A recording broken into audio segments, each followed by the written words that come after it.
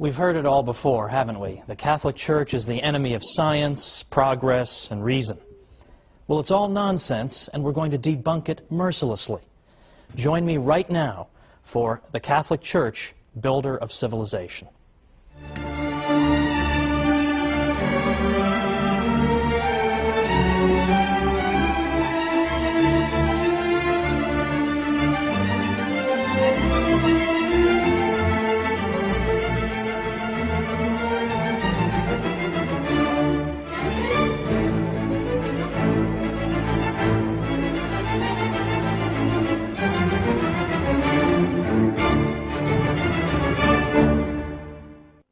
Welcome to the Catholic Church, Builder of Civilization. I'm your host, Thomas Woods. I'd like to begin this 13-program series with a fact that's fairly obvious to most of us. There's a bit of a double standard in the world when it comes to the Catholic Church. You can say anything you like about the Catholic Church, your career won't be over, no one will care, there'll be no candlelight vigils or hunger strikes. You say anything you like about it, and that's just fine. If anything, you'll be even more welcome in fashionable circles than before. So, what's the result of that? The result is that you can get away with saying the most absurd, ludicrous things about the Catholic Church. And people believe it. People are inclined to believe every ridiculous calumny against the Catholic Church. But worse still, some Catholics themselves, I think, have begun to interiorize some of these criticisms. And deep down, I think they themselves wonder, has the Church really been a positive influence in history, after all? Hasn't she been responsible only for repression and ignorance? And hasn't she been an opponent of the sciences? We've all been taught to believe this. It would be a miracle if people didn't believe it. But it's not true. And in this series we're going to show why it's not true, and we're going to show the true glory of the Catholic Church. Now, the attacks on the Catholic Church and on religious belief in general have accelerated just over the past 5 years or so. We've already seen in recent years best-selling books by Richard Dawkins and Daniel Dennett, Sam Harris, condemning religious belief in general as irrational and foolish, and in effect they're saying to children in this country, your parents are stupid for teaching you the faith. Worse than that is that after the July 7th, 2005 bombings in London, what we began to see is this trend, that Islamic terrorism is now giving intellectuals an excuse to oppose all religion. The argument being that all religion is irrational, all religion can give rise to violence, so it should all be condemned. So, for example, in Scotland's Sunday Herald, we read Muriel Gray saying, "The cause of all this misery, mayhem, violence, terror, and ignorance is, of course, religion itself." And she called religion Dark Ages nonsense. For the government of a secular country such as ours, she said, to treat religion as if it had real merit, instead of regarding it as a ridiculous anachronism, which education, wisdom, and experience can hopefully overcome in time, is one of the most depressing developments of the 21st century. Now, I'll leave aside the fact that she doesn't know how to use the word hopefully correctly. That's another matter. The point is, this is our critic. Another critic, Polly Toynbee in the London Guardian, said, "It is now time to get serious about all religion and draw a firm line between the real world and the world of dreams." In the London Spectator, Matthew Paris said, "What unites an extremist mullah with a Catholic priest or evangelical Protestant minister is actually much more significant and interesting than what divides him from them." Well, these criticisms have become routine. Day in and day out we hear them. All religion is the enemy of progress. But the Catholic Church in particular is consistently viewed as the enemy of science and progress and knowledge. Consistently. Now, why is that? How did that happen?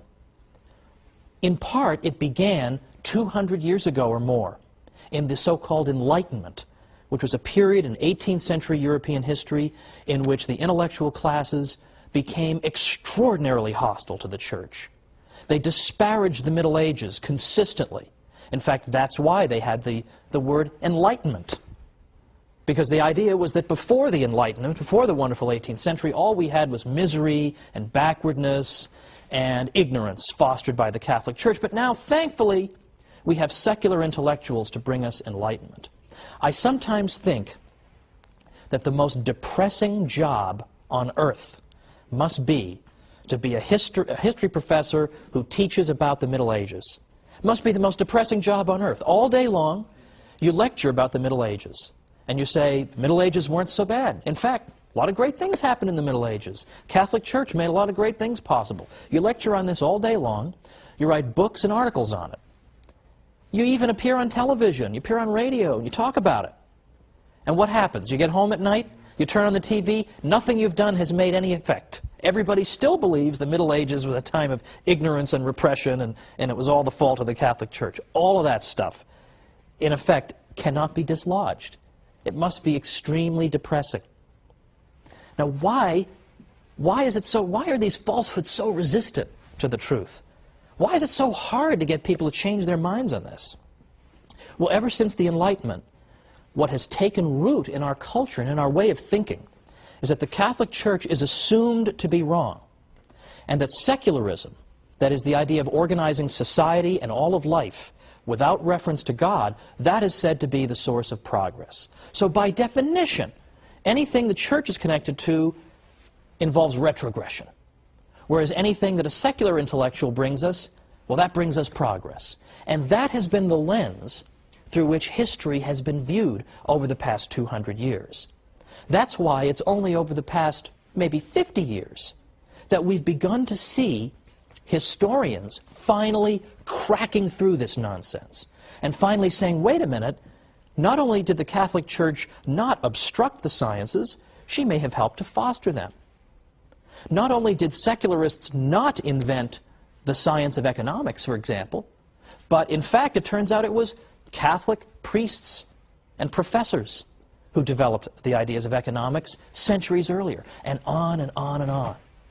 But it's taken a long time to crack through this accepted idea that the Church is responsible for retrogression and ignorance. It's taken forever.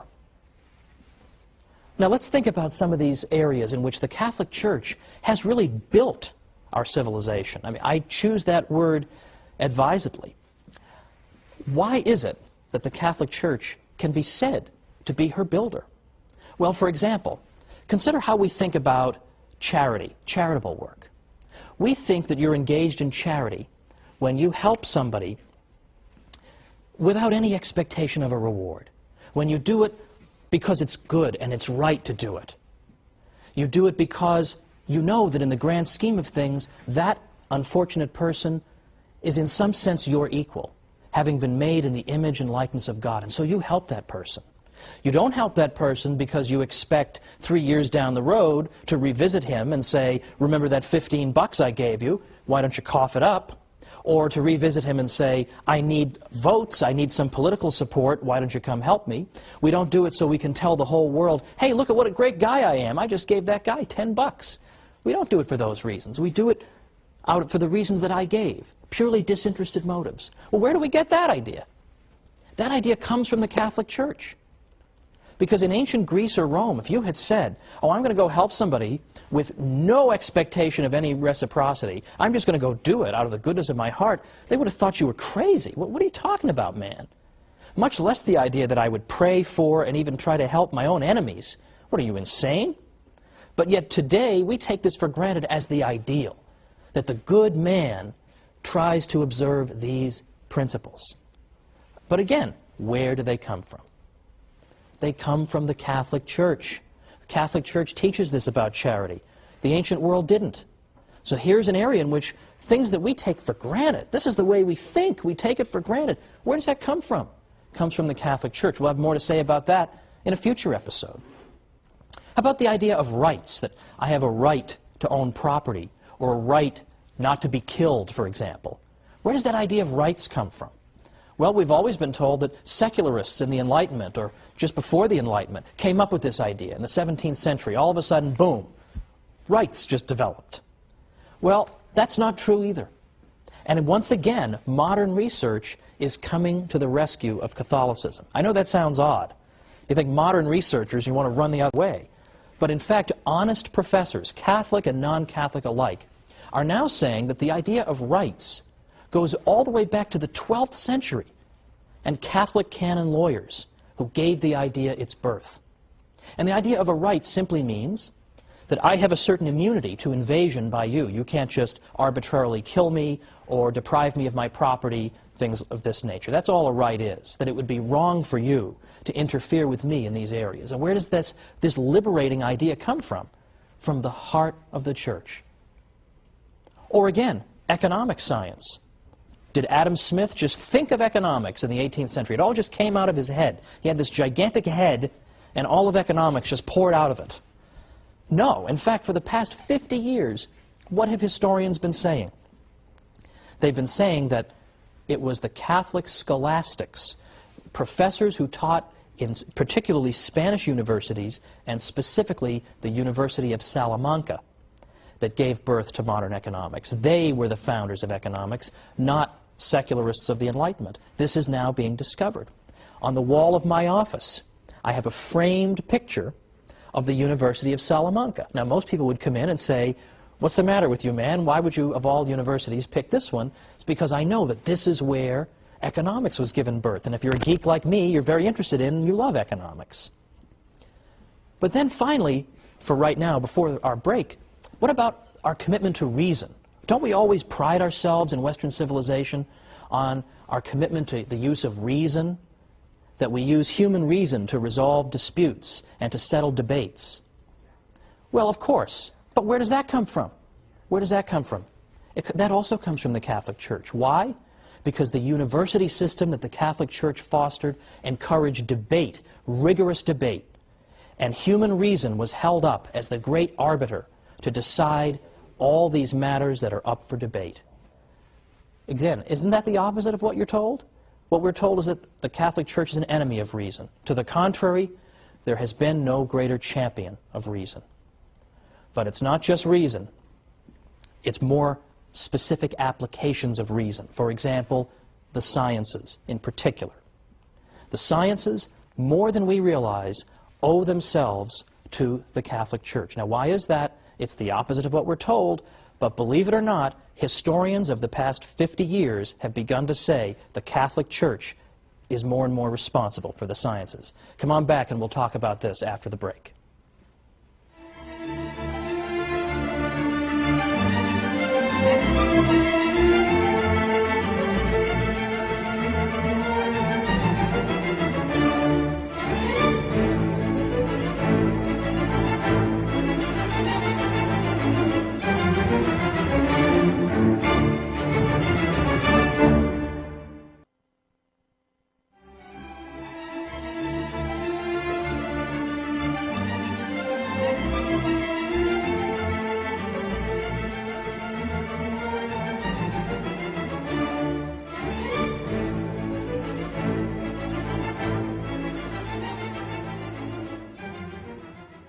Welcome back to the Catholic Church, Builder of Civilization.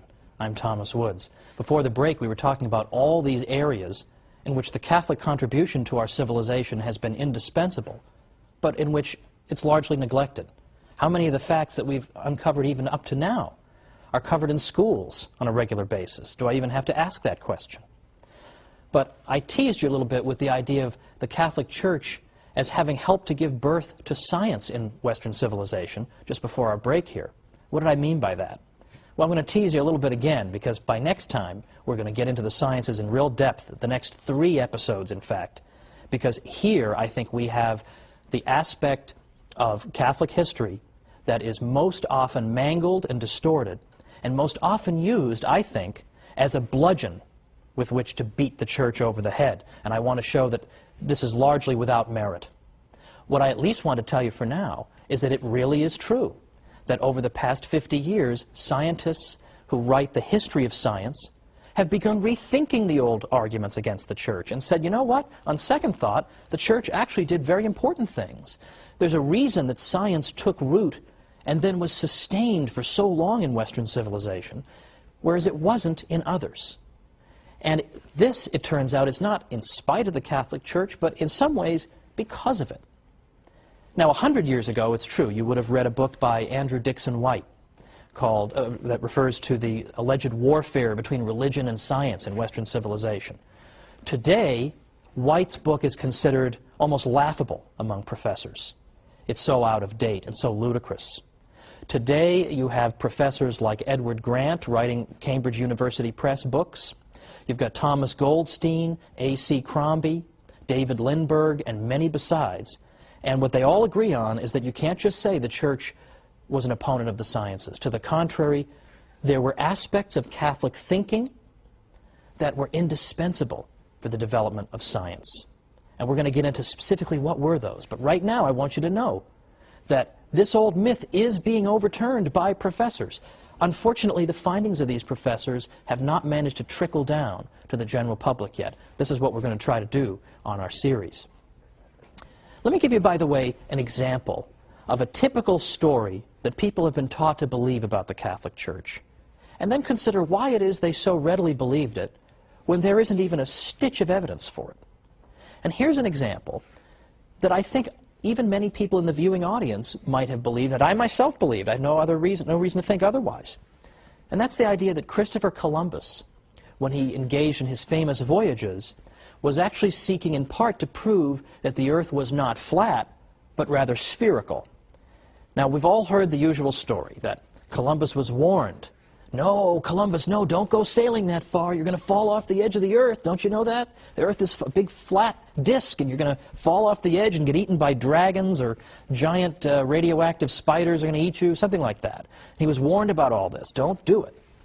Well, he did it anyway, and this goes to show how brave and wonderful he was. Now, I don't dispute that Columbus was indeed a brave and skilled navigator.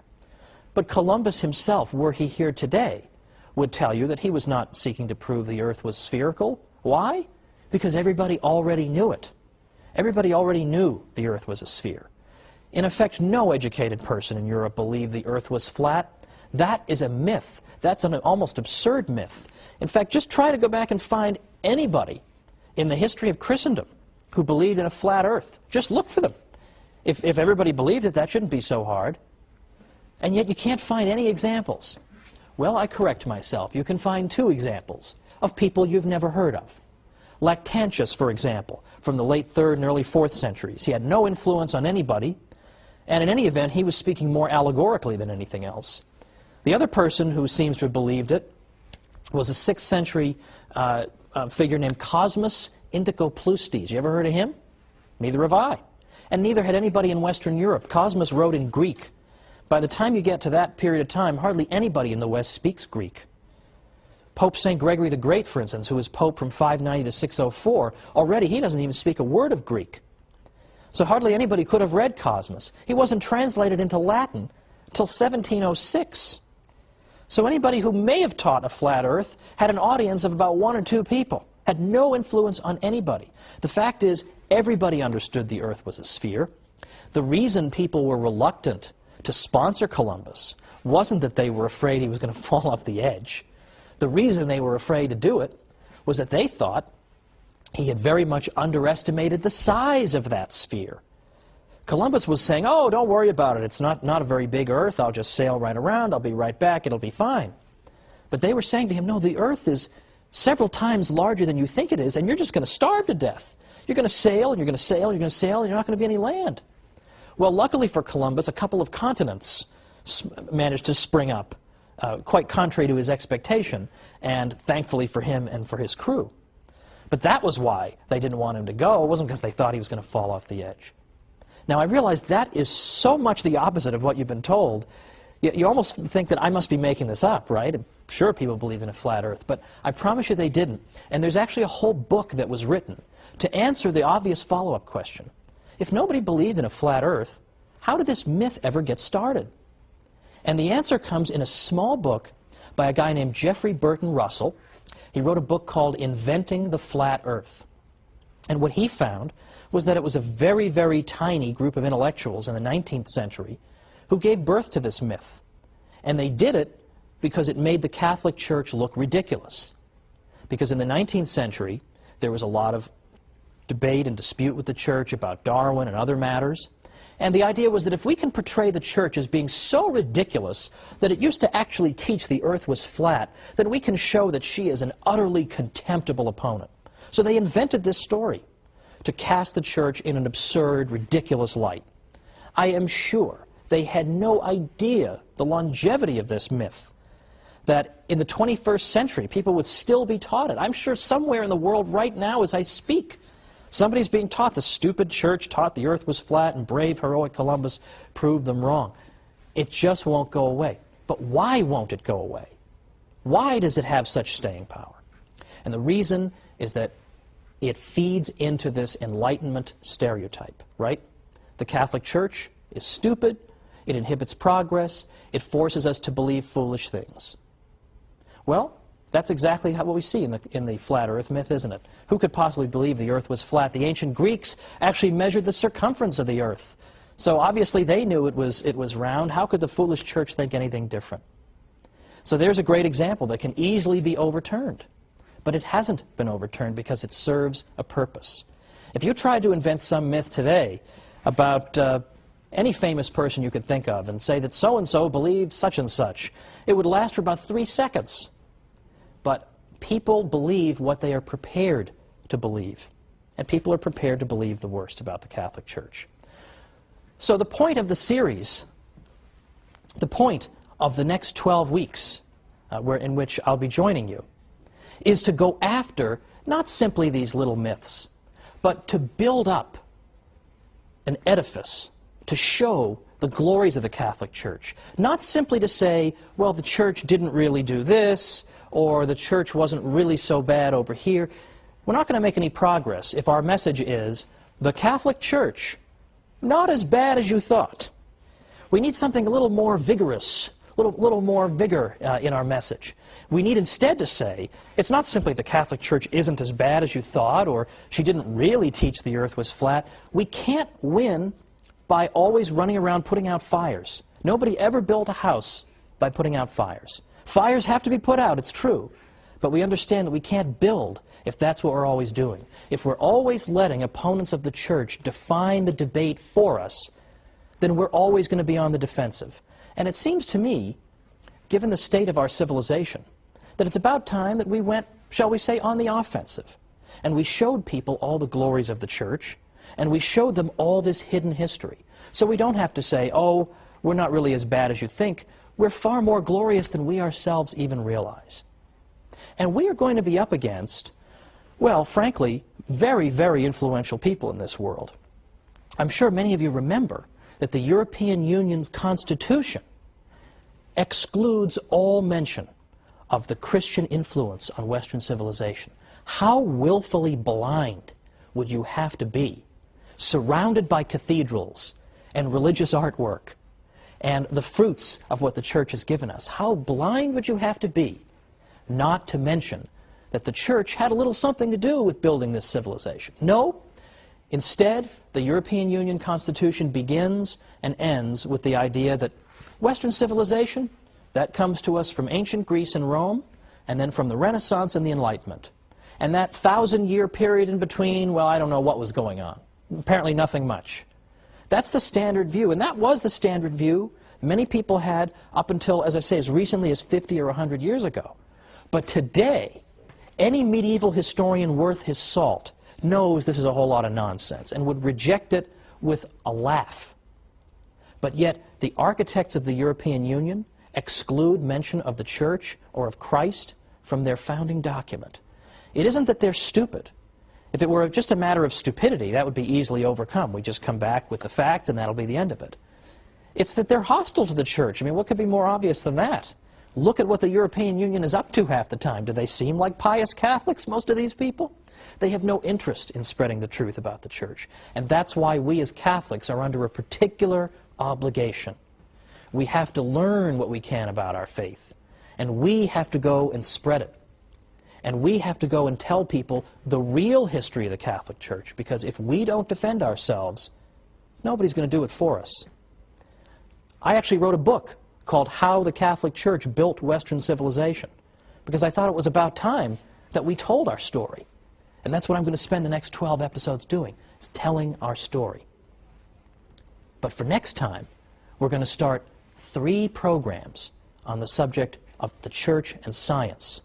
And you're going to have more ammunition than you're going to know what to do with. by the time we're done with the next 3 episodes. Because did you know, for instance, that the Jesuits, the Society of Jesus, did you know that they were so accomplished in the sciences that right now 35 craters on the moon are named after Jesuit scientists? Did you know that 1 out of 20 of the greatest mathematicians who ever lived belonged to the Society of Jesus?